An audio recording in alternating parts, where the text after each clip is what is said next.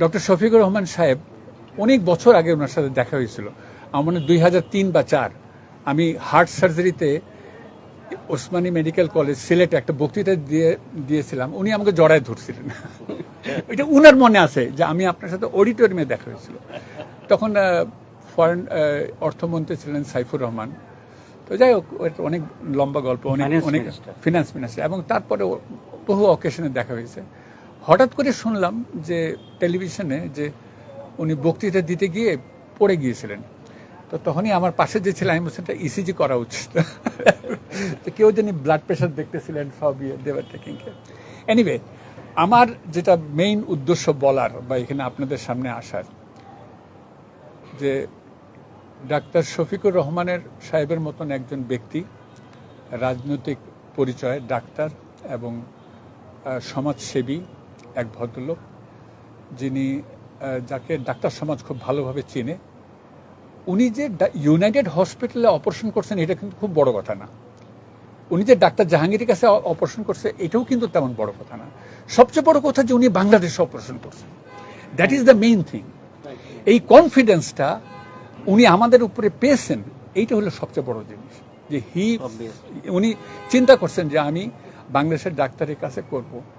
দেখবেন যে অনেক বড় বড় লোক, আমাদের পার্শ্ববর্তী প্রেসিডেন্ট হয়েছেন, দেশেই অপারেশন করে, এবং দেশে অপারেশন করাতে কি হয়, বাংলাদেশের মানুষের ভিতরে বা সেই দেশের মানুষের ভিতরে জাগ্রত সৃষ্টি হয়, এবং এইটা ডাক্তার সমাজকে অনেক প্রভাবিত করে, অনেক ইনভলভ করে। এই জিনিসটা ডক্টর শফিকুর রহমান করছেন। তো ওই দিন এনজিওগ্রাম করার পরে মমিনুজ্জামান আমাকে ফোন করলেন, এবং উনি ফোন করে আমার সাথে বললেন যে আপনাকে একটু দেখতে হবে। তো ডক্টর মমিনুজ্জামান আমরা প্রায় একসাথে 34-35 বছর কাজ করি। তা হার্ট সার্জারিতে, heart cardiology sector, cardiac surgery sector, we know our territory, কোন রুগীটা ওনার, কোন রুগীটা আমার। সেজন্য আমাদের কার্ডিওলজি, আমাদের 4-5 জন কার্ডিয়াক সার্জন কনসালট্যান্ট, ওদের 4-5 জন আমাদের এই হসপিটালের এই সুনির্দিষ্ট যে কোন রুগী কীরকম চিকিৎসা পাওয়া যায়, এটা কিন্তু খুব বড় কথা। সো আমি আবারও ধন্যবাদ দিই আমাদের চেয়ারম্যান সাহেবকে ইউনাইটেড হসপিটালের। উনি যথাযথভাবে আমাদেরকে সবসময় সব ব্যাপারে আমাদেরকে হেল্প করেন, আমাদেরকে সব কিছু আগায় দেন। যা যখন চাই তখন তা ওনারা আমাদেরকে নিউ প্রোভাইড করেন, যত টেকনোলজি এবং মেকানিক্যাল সাপোর্ট যেগুলো আছে। এটা একটা বড় জিনিস।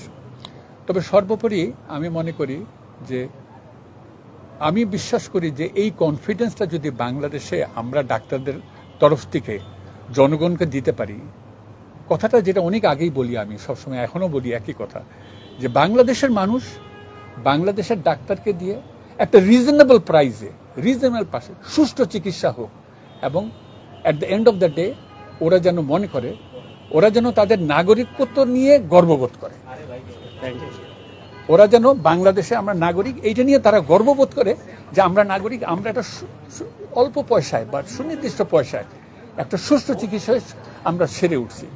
আমাদের কষ্ট করে বিদেশে যেতে হচ্ছে না। অনেক আগে, আজকে থেকে 2003 সনে না 4 সনে একটা ইংরেজি পত্রিকায়, আমার মনে নেই অবজারভার নাকি সামথিং, হার্ট ফাউন্ডেশন, আমরা যখন প্রথম হার্ট সার্জারি শুরু করি ব্রিগেডিয়ার মালিকের নেতৃত্বে, তখন আসতে কত শত কোটি টাকা ফরেন কারেন্সি সেভ হয়েছে বাংলাদেশে। So that was a day যখন ওই যে মুজাহিদ সাহেব এরা সবাই আসতো। তো আমার কথা হলো যে এই আস্থাটা আমাদেরকে দেখা উচিত। যদি বলি ব্যবসায়িক দিক দিয়ে, health industry is a very big industry. এটা অনেকে বোঝে, অনেকে বোঝে না। আমি সাধারণত এরকম ইয়েতে আসি না, কোনো লাইভ শোতে আসি না, কিন্তু আমি এটা বলবো যে বাংলাদেশে এখনও ইউনাইটেড হাসপাতালের মতন বা এভারকেয়ার হাসপাতাল, ঢাকা শহরেও যদি 10টা হাসপাতাল হয়, রুগী শেষ হয় না। সো এই বিগ ইন্ডাস্ট্রিতে আমি পলিটিক্যালি বলেন, ব্যবসায়িকদের বলেন, আমরা চাবো এরা যেন আরও দৃষ্টি ওদের এই পাশে আসে, এবং বাংলাদেশের অর্থনীতি এটা তারা যেন আগায় নিয়ে যায়, এবং শিক্ষা স্বাস্থ্য বিভাগটা আরও মানুষের ঘরের দরজায় তা পৌঁছাই দিতে পারে। Thank you.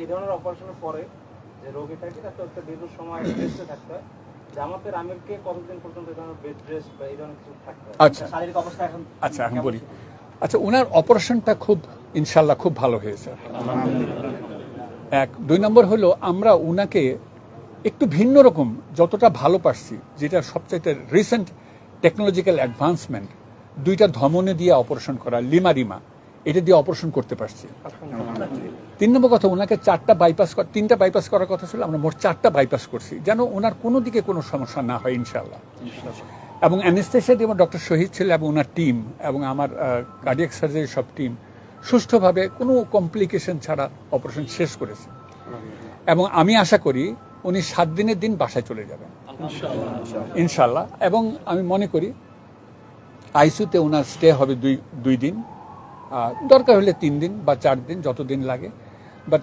Everything went very smoothly ইনশাল্লাহ ওনার রোগটা ওনার সময় উপযোগী অপারেশনটা হয়েছে কারণ ওনার হার্টের রক্তনালীতে ফ্লো খুব আহামরি তেমন ভালো ছিল না যা হয় আর কি যেটাই ওইটা না হলে অপারেশনই বা করবেন কেন তো এটা ঠিক সময় ঠিক কাজটা হয়েছে এইটা আর কোনো প্রশ্ন আছে কতদিন ওনার রেস্টে থাকতে হবে?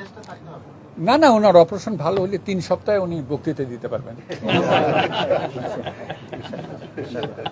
বক্তৃতা প্রধান কাজ একটা এবং উনি ভালো বক্তৃতা এবং ভালো সেবা কাজ করতে পারলে আমারও তো ভালো লাগবে